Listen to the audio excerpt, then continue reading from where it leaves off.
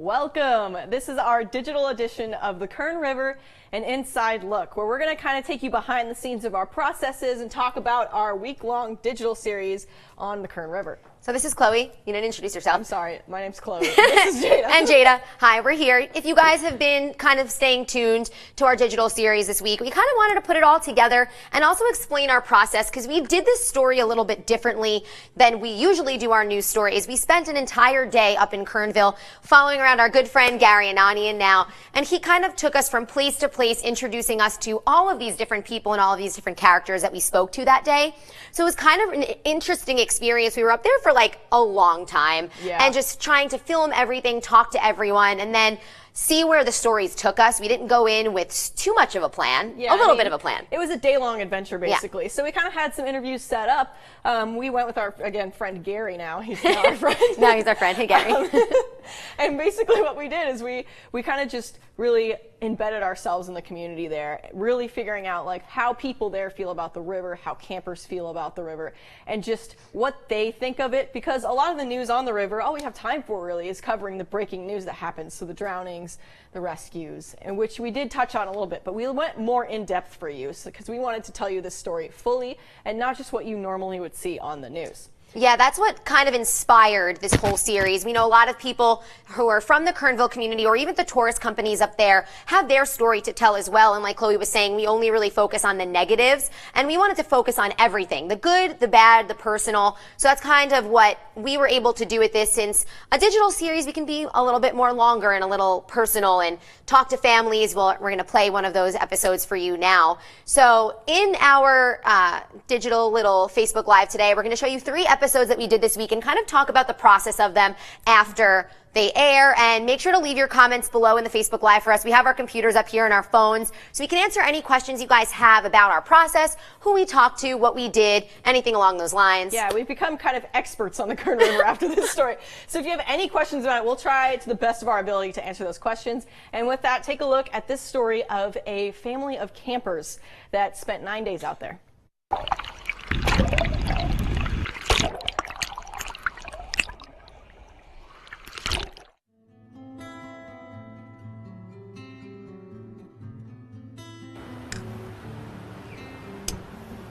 Cooking outdoors, seeing the kids play in the water, and loving life. Thomas and Rose are spending 9 days here, just 15 minutes up the road from Kernville. It restores your soul. And they've been doing this trip together for 30 years. Meeting friends and family out here, next to the Kern River. She's my Kern sister. We've been friends forever. Playing. This is where everyone hangs out. The kids do crafts. Laughing. Spending time with one another, enjoying the outdoors. This is my daughter who I raised in this river. I'm gonna just scampi this with some onions and garlic. Scampi it right up. But the river isn't full of just good memories for them. It was unfortunate. Only 2 years ago, they lost someone very important to them, to these waters. I really can't say what happened because I didn't see it. But what I understand is that he was just supposed to go down a little bit. A friend had gone down on a tube with some strangers and never returned. And the reason I come back is because this is where he died. And this is, sorry, I love this place. Still in love with the river that took their friend's life. You have to respect it, but it's also one of the most beautiful things in the world. Respect, a word used often to explain the river by those who visit it often. This year, the Kern River has taken 11 lives, but that fact didn't scare this family away. We have somebody here that called and said, "Are you sure we should go? I heard there were drownings and I'm scared." And I said, "No, you shouldn't be afraid. You should come and just respect the river." And it's the choices that people make that make the river dangerous. Lessons they now teach their children. I like the river because you can have fun, and if you actually play in it like safe, you can have fun without getting hurt or like drowning. Our children have been disciplined on this river. They know what points not to go beyond. And each year they come back, all to enjoy nature and each other's company. It's so beautiful. It's just captivating. I can sit there for hours and just stare at it. My family, it just brings us so close. We have no stress here. Well, welcome back to our digital edition of the Kern River and Inside Look, where we've taken a week-long look at the Kern River and looking at different aspects of it. The package you just watched was about a family that was camping in that area. Yes. This is part of the family, all these kids back here. And some of you asked questions. One of the questions was, how much do you pay to camp? Well, this family actually did not pay where they were staying, but some areas do require that you pay. I'm not sure what those fees are. I'm sure you could probably look up on Sequoia National Forest website. Yeah, they just came up first come, first serve. They've been going to the same spot. We asked them this for 30 years, the same exact spot, and they just get lucky every year and try to get there early and secure it. And they usually stay for a week. But yeah, some places you do have to pay for. I just don't know. Yeah, and they were a great family, very welcoming. And as you heard their story, despite their loss, they continue to come back to this river because of its beauty and how much they love it. So, yeah, and what was your experience with them? Okay, the family was super great. Chloe went a little bit more in depth. She did the piece that you saw right there. So she went more in depth with what they really went through. I hung out with the kids. I hung out with the kids a lot. They were so cute. And we've been talking about these rescues and the dangers of the river. And the kids were so well versed. I even said to their parents, your kids are amazing. They were so well versed in the dangers of the river and where they could go, where they couldn't go. They told me they just stay up to their ankles. They don't go any further. And they're in a little pool pond area where there's no riptides, there's no currents at all. But they even know in that pool area not to go in because of how dangerous it is. So it was really cool to see that they've been going here for so long, even after a loss, and really teaching their kids. Some of them looked like they were 5 years old, and they knew that it was dangerous. And one of them, my favorite quote, was, "My dad's a worry wart," about me in the river. It was so cute. Do you have any questions before we go on to our next one? Yes, we had a question from Nancy asking, where exactly is this? This is a campsite approximately, I would say 10 minutes up the road from Kernville. So if you take that road up, this campsite was to the left. So it's just kind of this little cove off the side of the road. And there's a bunch of them along there too. This one was the only one we went to because this is the family we were talking to, but there's a bunch of them and they all probably look a little bit different. This was a little safe area. And Brant says you have to pay to camp down towards the Hart Park area. So if you're camping down there, you might have to pay. So again, we're going to show you another one of our pieces. I'm going to let Jada introduce that one. Yeah. Yeah.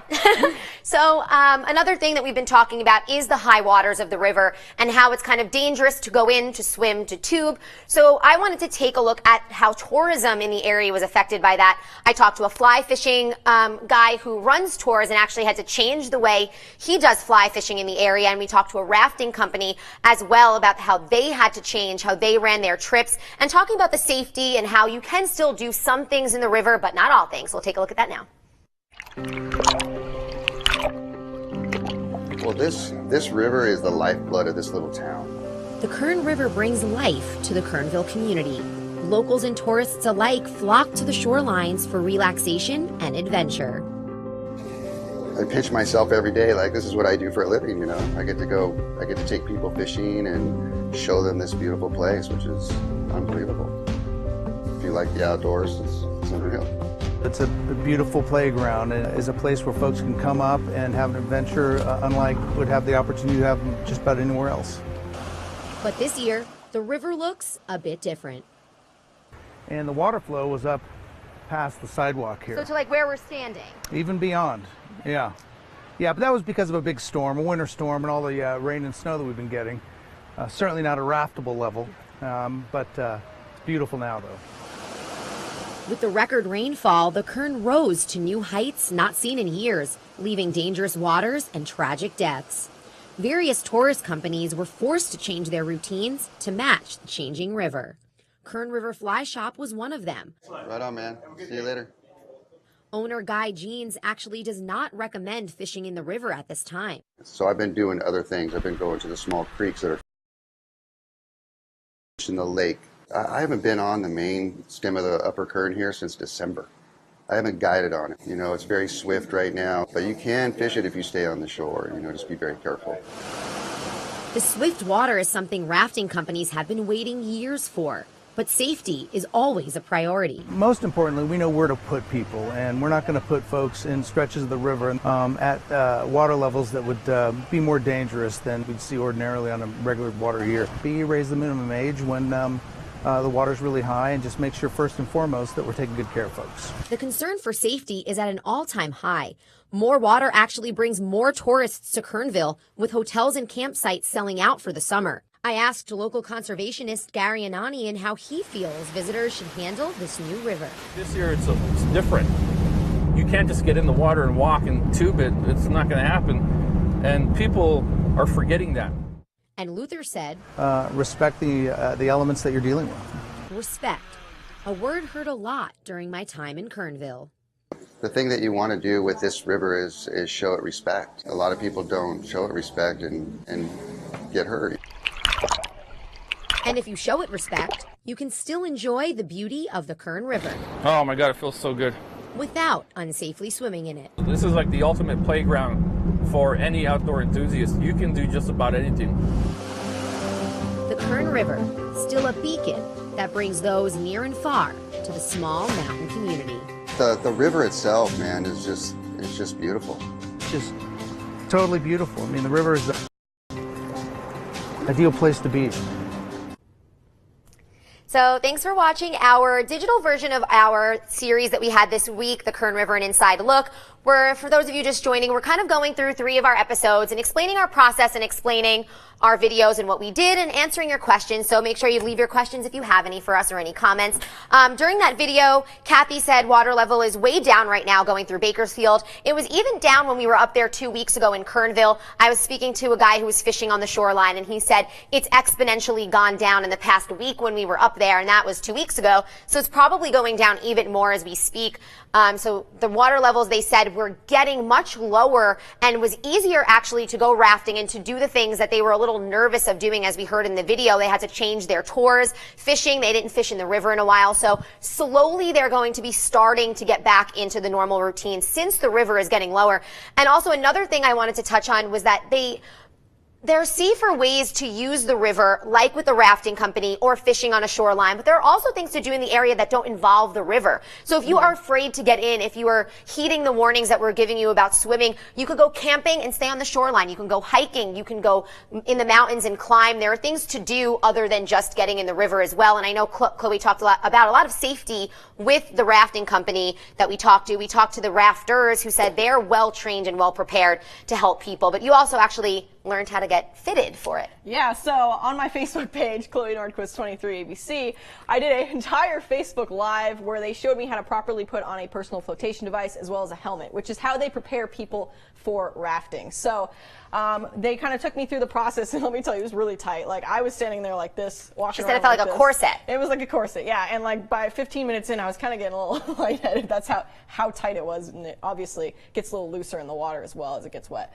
So there are proper safety procedures for those of you that are concerned with the river, and the water level, as she said, has gone down. So it's a little bit safer than it was before.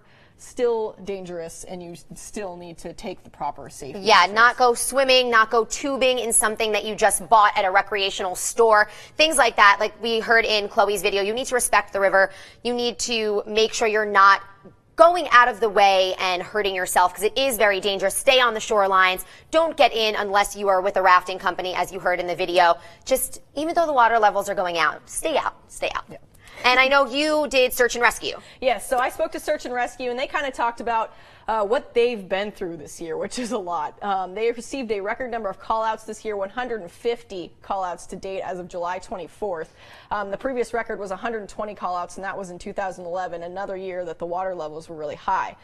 So far this year, there's already been 11 Kern River deaths, and the record is 15 deaths, I believe, which was set in 1989. So we are looking at a very high-level year. And didn't he tell you something about the rafting companies with the rescues? Yeah. So I spoke with Sergeant Williams. He's part of KCSO, also part of the search and rescue team. And he was telling me that basically a lot of it is preparedness. Like, a lot of the reasons they go out and help people is their lack of preparedness. So they have not done any sort of rescues this year with the professional rafting companies. None of the deaths were with professional rafting companies. They were all with people who were not properly prepared for the river and did not properly respect the river that people have been telling us the whole time. Respect the river, respect the river. And that was a theme throughout our time there. So now we're going to show you a story we did with search and rescue and just how all of these call-outs affect these volunteers, which are all unpaid. All of these volunteers, unpaid volunteers. So they leave their families, they leave their dinner tables to go help. They leave their dinner tables, and they have full-time jobs on top of this. I talked to one guy who owned a Shell station, another one that was a paramedic, and in their free time, they save people's lives, basically. It's pretty remarkable. Yeah, it's insane. So watch this piece. As you watch it, you can ask questions, and if you have any other questions on the Kern River, we have kind of dived into this topic, so we will try the best to answer those questions that you have for us. Take a look.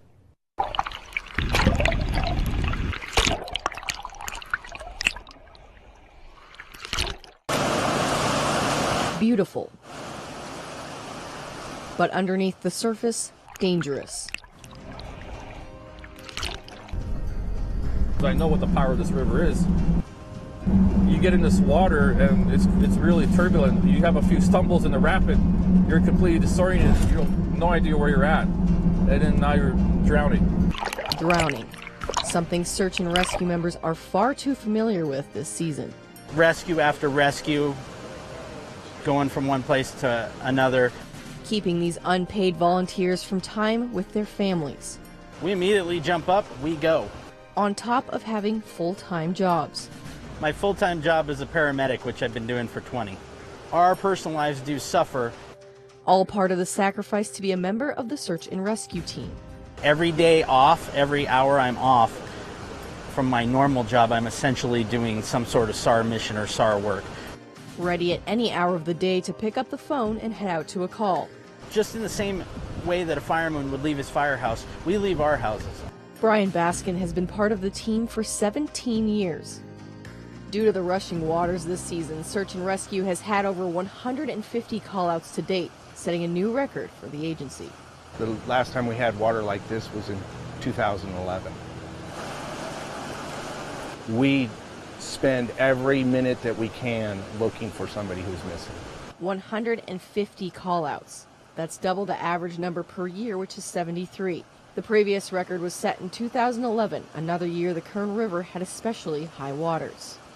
It's increased our call volume dramatically. Officials said people's lack of preparation is almost always a factor in most call-outs. No one has drowned this year while rafting with any of the professional rafting companies. Watching people in these type of distresses is very emotional. It is a high stress situation. Mission after mission, taking a toll on the minds of these volunteers. You go into a mindset to cope. by putting it away. The desire to succeed in the rescue provides the motivation to work the long hours. When you hand somebody a child that you just rescued or just found who was missing, and you hand it to their mother, it's the best feeling in the world. This feeling bringing volunteers like Tony Talbot back year after year, in his case for nearly 3 decades. Worth it, so they can help victims of the river. Gary, an advocate for the Kern River who once almost lost his life in the thing he now protects, knows the experience all too well. I almost drowned myself. His boat flipped on a whitewater rafting trip. And it was like being stuck in a laundry machine, like you're tumbling. I'm alive for one reason, and that's because I was wearing a life jacket. I can't explain the feeling. Is just as good as it gets. The feeling of saving a life or helping a family find closure. It's just been the best experience of my life. In all the other jobs that I've worked, it hasn't affected me in such a positive way as this team. A team committed to helping others, despite the risks of the river. Amazing work that these volunteers do. For those of you who are just joining us, we're doing a digital edition of our week-long series, The Kern River and Inside Look. So we're kind of talking about it and discussing different topics. If you have questions for us about the Kern River, go ahead and leave those in the comments below, and we'll answer them as soon as we see them. I have my phone right here, so I'm monitoring your comments right now. Yeah, so we're wrapping up a little bit, so if you have last-minute thoughts or questions, you can let us know. We had a great time doing this series. We're going to be doing more series in the future. We're going to try to do more week-long series of certain topics. So also in the comments below, if there's anything that you want to see us going a little bit more in depth than what we just do on a normal news basis, let us know. Chloe and I could take a news topic that we're doing and dig a little bit deeper and do different angles of stories. So let us know what you would like to see us do in the comments below, and we'll talk a little bit more about our river. So we have one more story that we're not going to show you now just to take a little more time. It's on my Facebook page. I actually talked with two conservationist groups who work every day, every morning, volunteering. They wake up to clean and protect the Kern River. I talked with Keepers of the Kern, Barbara. She said in the past 4 years when she started it, she picked up 10 tons of garbage, human waste, cleaning graffiti, doing everything, getting dumpsters, bathrooms in the area, because she said the Kern River was getting destroyed, and she kind of just took it upon herself to clean that river. So you can go check that story out. We also talked with our friend Gary, who runs Kern River Conservancy, which he also started on a volunteer basis 4 years ago. He works with the Forest Service to protect the Kern, to bring more warnings and notices to the people who are using the river. I know he said they're trying to raise money with a new event to get more volunteers out there to start warning people about the dangers of the river because of this season. So they are working on doing more programs like that to be more, to warn more people about what can possibly happen. So we have that story there, and basically just talking about the beauty of the Kern, because it is such a beautiful area and people from around the country come to Kernville. Yeah. Across California, across the country, because this river is, again, so beautiful. So this has been all part of our Kern River and Inside Look series. We had a great time. We want to thank everybody that we did talk to while we were up there. We want to thank the community as a whole for kind of letting us in and showing us your community and your river. So, yeah, any last minute questions you might have, let us know. I don't think anyone kind of respond to them. We're going to end this live stream, but we can respond to them as in the comments. Yeah. Let me check one more time before we sign off. I don't think anyone has said anything. So yeah, leave us comments below again about things we can do for another series coming up. And thanks for watching today. Thanks for watching our videos all week. Yeah. That's it. Thank you.